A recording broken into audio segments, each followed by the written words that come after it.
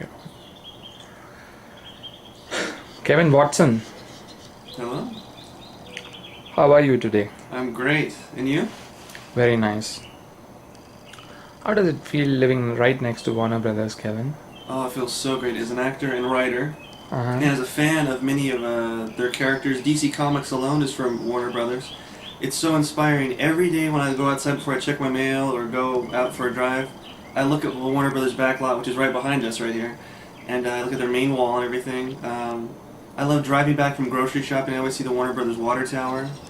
I bank at this. I don't know. I guess I won't do a commercial for them, but this credit union that's right up the road. Easy to figure out. But and every time we go to the parking lot, the view is the exact view, if not close. Maybe they're on the roof of the credit union when they filmed it. But there's the Warner Brothers logo in Warner Brothers Cinema now in 2010, where there's this gold like wavy light, and it's over the studio, and then it becomes the Warner Brothers logo. It's that exact same visual, that exact viewpoint of all the studios and everything. I'm like, oh, so I just look. No matter if I'm in a hurry or not, if I've seen it a million times, I walk over to, no matter where I'm parked, if I'm not parked right by it, I walk over to that fence and I look at that view. So I love it. Did you ever imagine that you would be living in Burbank right next to Warner Brothers? No, I always knew I wanted to be an actor. But I never, growing up in Portland, Oregon, where I'm from, obviously, I never thought what it would mean to live in Hollywood. I remember every so often when I had like a serious girlfriend, like in high school or a little after, I'd be like, so we're gonna move to Hollywood one day? And a couple would be like, no, I never want to go, because they heard how horrible it was. One girlfriend lived in San Diego and said she hated it growing up, and so she would never go back. And I'm like, all right, well, I guess this might not work out. I really loved her, I didn't break up with them or anything, but I was like, oh, so I never envisioned, oh, I'm gonna live in Hollywood per se, or I'm gonna live by Universal, which I also love, and or anywhere in particular. But Warner Brothers is probably the studio I would want to live next to, because it's, like I said, I'm a comic book fan, and they own DC Comics, which is such a great comic book company, one of the best, if not the best, to a lot of people. Like they have like a mural with all these Batman villains and stuff that comes out at night. It's just so cool. It's just so epic in a way for me, for a living place. Aren't we all crazy people, Kevin? I mean, aren't we all crazy people, like getting thrilled just to live next to Warner Brothers? Maybe, I don't know if I call it crazy. Yeah, I mean, someone called it crazy, I might not argue with them, but I like the passion of it. You know what I mean? Like someone else is passionate about like weightlifting or making boats, which I wouldn't understand. I would appreciate that they have the talent to build a boat and everything, but I don't know if I'd want to go to like a boat museum. Well, that sounds kind of cool, but you know what I mean? Something. I think we're lucky to be so passionate about something. Like I remember growing up, I always knew what I wanted to be. I always knew I wanted to be an actor before I knew what the word meant. I was always acting. My family told me stories about running around, doing characters for people that I don't quite remember.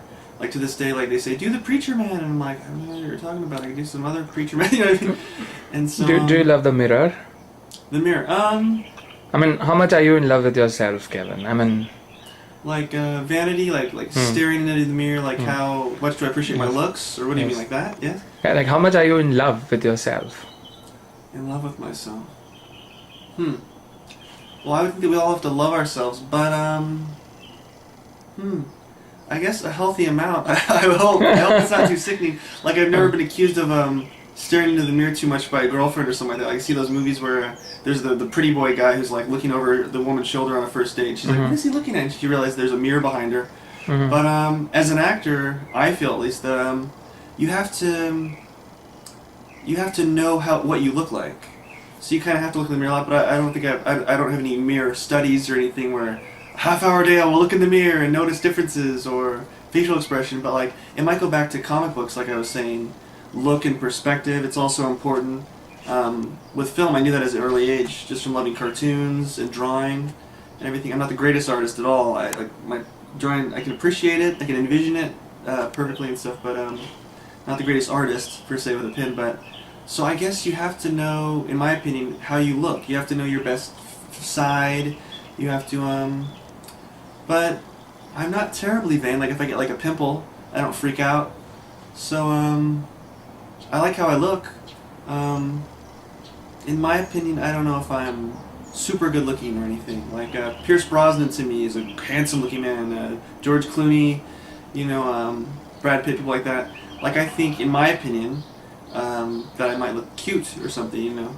And to a lot of girlfriends, thankfully, a lot of girlfriends think I'm hot or attractive. But it's not like I walk down the street and everyone's turning their head. So I think I have a pretty healthy self-image, a fairly accurate self-image.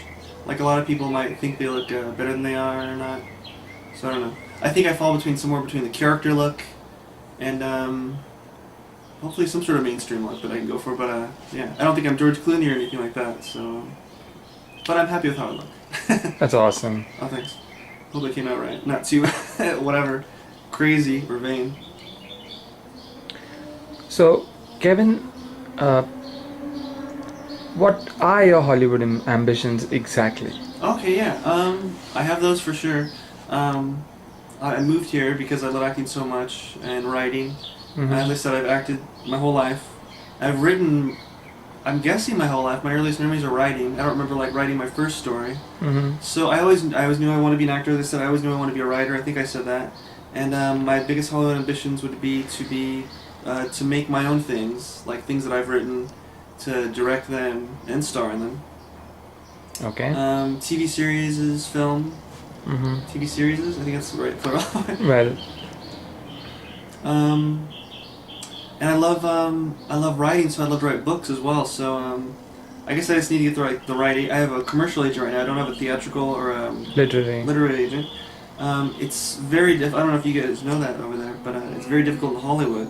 I don't know how it is in Bollywood or just over in India in general, but it's very hard to get an agent. Believe it or not, I wish that it was like just like getting a normal job where you go and you apply and they look at all the resumes. Maybe hopefully they look at all the resumes, but that they would look at all the resumes and the best person for the job, gets seen and hopefully picked. Maybe there's so many people that are so good that maybe everyone doesn't get picked all the time, but eventually people who are at a certain level would get picked. But like the greatest actor in the world might be a busboy somewhere. He might be making a door right now or something. But and I moved here. I always keep saying to people, I moved here for a reason.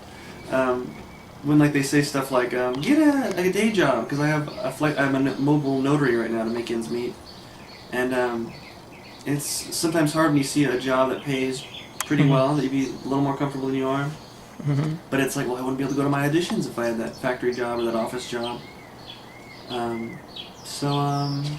Yeah, it's a struggle, kind of, It's a struggle. And I've got a lot of questions for you, Kevin. But right now, we'll just take a break and be back. Right.